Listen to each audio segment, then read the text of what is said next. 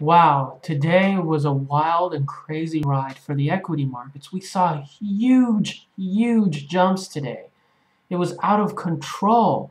Silver wheaten, like I suggested to you last week, since then rose 12%. It rose 4% as of today, you know? And then I also spoke to you about Great Panda Resources. It rose 16% yesterday. Today it rose 8%. As a matter of fact, Claudia Resources, the equity that I spoke to you about over a year ago, today it has risen 8%. It has increased about 15% about a month ago. These equity markets are rising through the roof. Silver rose 3%. The PSLV shares rose 4%. This is going up out of control. And again, I told you yesterday that the chance of a correction was very low. And we haven't seen corrections in days. You know? Surprisingly, however, the gold markets hasn't risen up that much. Gold is, I think, it's still around 1420, you know?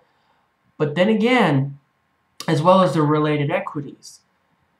But then again, remember, oil is going out of control. We're seeing these unrest happening all over the globe. And again, they're, limiting oil supplies. It's causing a lot of tension. It's sort of, changing the confidence in the markets, and that's what we're seeing.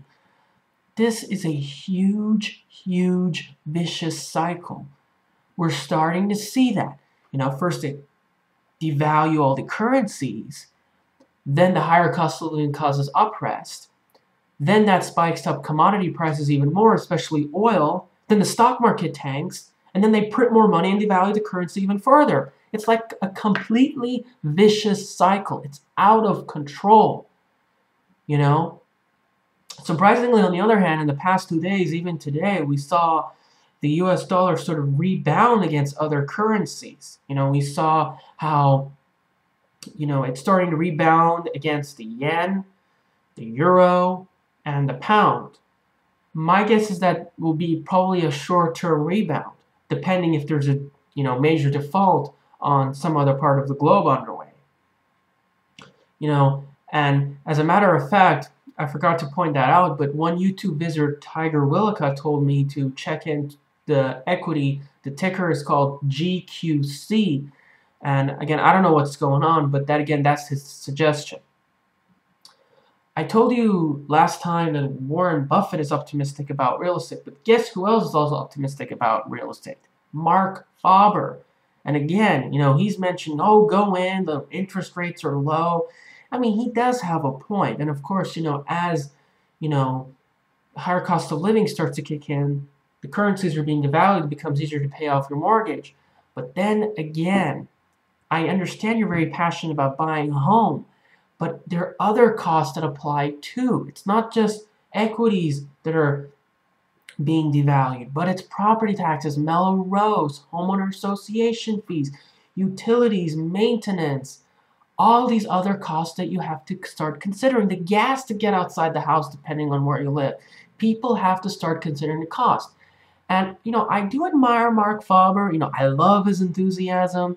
But then again, he has been wrong in many cases. He says that the rally after, that started actually in March of 2009 would last only 6 months. But, it's still continuing till this day. And he also mentioned about a month ago that we're going to see a correction in the commodity markets.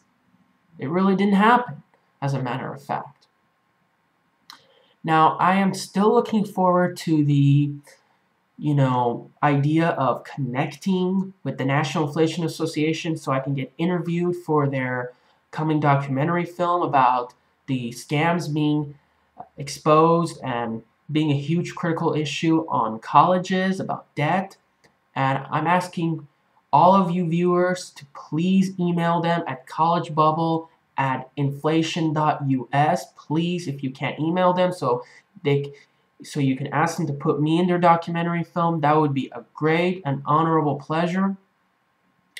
Well, that is all I have to mention for right now. If you stay tuned, I will make a video about the long-term forecast about the currencies, and again also about the commodity markets and the related equities. And if you can, please subscribe. Thank you very much. Have a good night.